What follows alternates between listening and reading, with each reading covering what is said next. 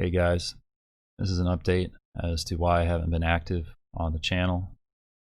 Unfortunately, on August 28th, I was in a car wreck. I don't remember the incident. I don't remember going in the ambulance. I don't remember ER, the x-rays, the CT scans. I don't remember anything until I just remember being in a hospital bed. They had to keep me there for a little while because I kept repeating myself.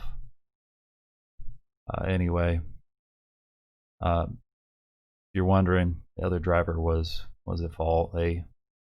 Their accident report form said they were checking their rearview mirror. They looked up and they had a glare, and they finally saw a vehicle was this is what their report said. So it was stopped in front of them.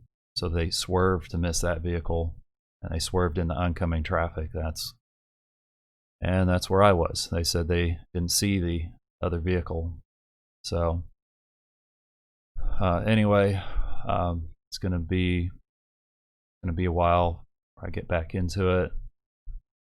Just really hoping for the best. Just want to get back to normal anyway. I appreciate your guys' patience. But yeah, I just really want to get back to making videos. Anyway, you guys have a good one. Thank you. Bye.